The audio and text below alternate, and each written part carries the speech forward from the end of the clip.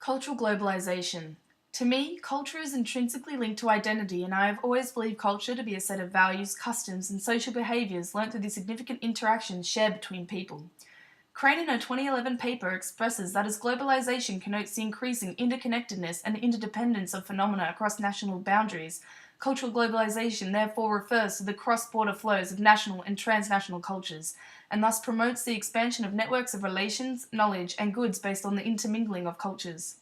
Due to modern technology, the world is more interconnected than ever before, and it is this cosmopolitan-like global network that has impacted how we view ourselves and other cultures on a local, national, and global scale.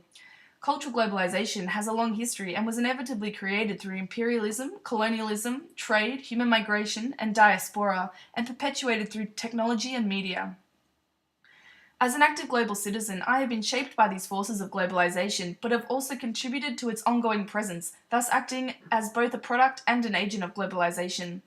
I see myself as a product of globalization due to imperialism, migration, and the colonization of Australia, yet I act as an agent of globalization through my ever-growing consumption of cultural global knowledge of goods, services, and experience.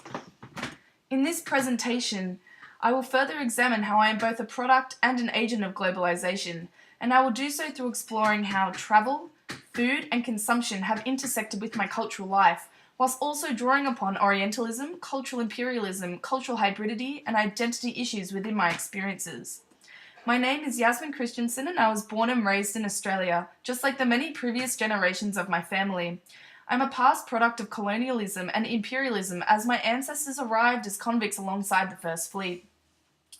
My lifestyle as a university student living at home in Sydney has awarded me the privilege of overseas travel, which has been my main source of cultural experience, having travelled to America 3 times, Japan twice, Canada, New Zealand, Hong Kong, South Korea, India, Vietnam, Bali, and all throughout Europe and the UK. I am a clear agent of globalization through my continual travel and consumption of cultures within these countries. However, before I delve into the aspects of food culture and consumption, I feel it is important to note how and why there are certain privileges for some in global travel, as I feel I have only been afforded this ability to experience travel with ease due to being a product of globalization through citizenship privilege. Sassen, in her 2007 paper, Deciphering the Global, examines how citizenship is a privilege the state bestows on people within its borders, if only legal immigrants are eligible for naturalization and thereafter various privileges such as travel. I find this notion combined with Professor Edward Said's examination of Orientalism and the other, in context of post-colonial global cultures, especially from an Anglo-centric perspective, important when analysing my experience of travel. I discovered a certain privilege when travelling around Europe with a friend who was an Australian citizen, however is half Iranian and Middle Eastern in appearance. When passing immigration into England, I, as a white Australian female, went through with ease. However, when it was my friend's turn, she was interrogated with questions and forced to provide further detail of her holiday plans, a flight home, and was implicated that she may not be allowed into the country. Although the process may have been a form of protocol, I viewed the treatment as synonymous with the stereotype of those with Middle Eastern appearance, and thus the praxis of othering represented. Said comments in his 1998 interview that rather than respecting and understanding difference, it has become a threat that must be contained or destroyed, and it is apparent here. The other is fueled by an underlying sense of racism that permeates society. This has been made clear when comparing my travel experiences with others, and it is unfortunate that cultural imperialism intertwines with the joy of travel, as Tobin in 2016 notes in her work, Cultural Imperialism. The creation and maintenance of unequal relationships between civilizations is still clear. This experience differentiates my place as a global citizen, as it somewhat establishes the West as a superior standard of culture, and in this situation regarding travel, I see myself as a product of globalization, as forces such as Orientalism, othering, and cultural imperialism have unwillingly shaped my travel experiences by affording me a certain privilege through marginalizing cultural groups. Now moving toward the notion of consumption, I see myself as an agent of globalization here, as I am an active consumer through the clothes I wear, the foods I eat, and the products I buy, thus forever contributing to our global economy. However, in this next part of my presentation, I will be focusing on food culture and the international demand to constantly consume foods from other cultures. Through my travels in Japan, I found the notion of food culture most interesting. Long in 2018 outlines that food culture encompasses fundamental understandings as a group has about food, coupled with historical and current conditions shaping that group's relationship to food. I found this notion interesting in Japan, especially in regards to chopstick etiquette. Acting as a global citizen, I learnt that when you place chopsticks straight upright in a bowl, it is said to bring bad luck and only practiced at Japanese funerals.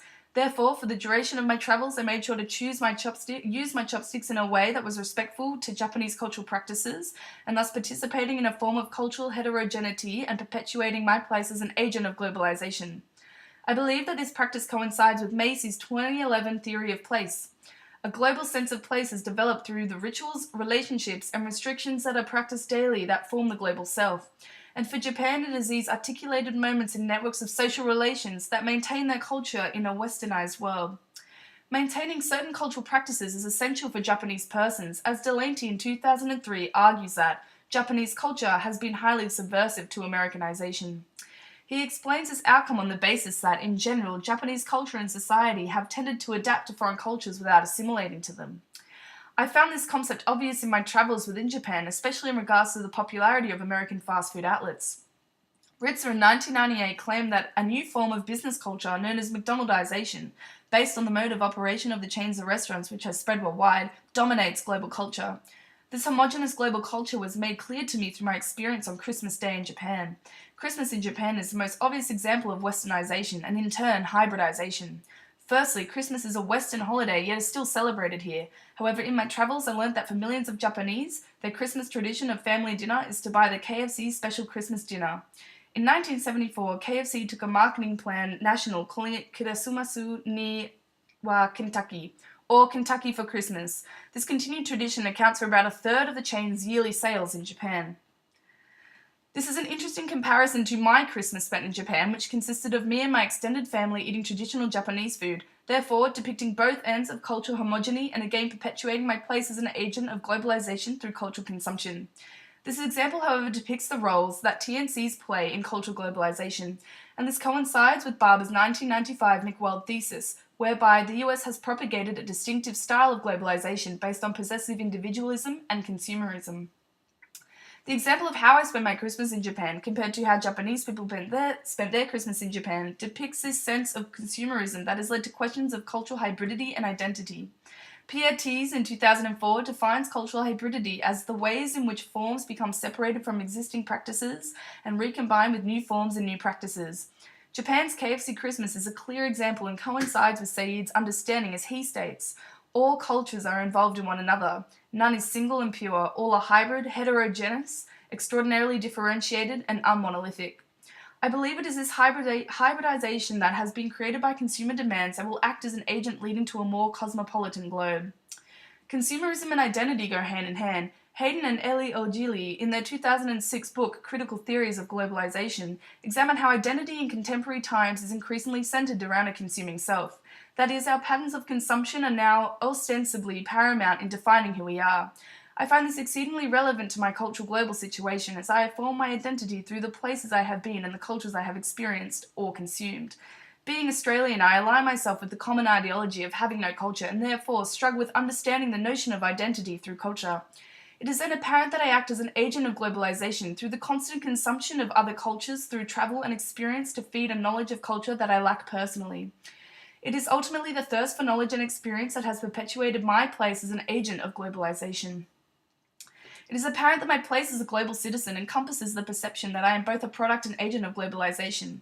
I have come to understand that in certain aspects I am unwillingly a product of globalization due to cultural imperialism and colonialism, and it is these two processes that will affect my place as a global citizen indefinitely. I have also come to understand that my place as an agent of globalization, as a happy global citizen willing to contribute to the forces of globalization through my perpetual consumption and thirst for cultural knowledge and experience.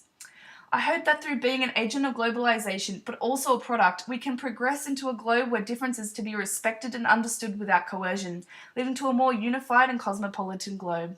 Thank you for listening.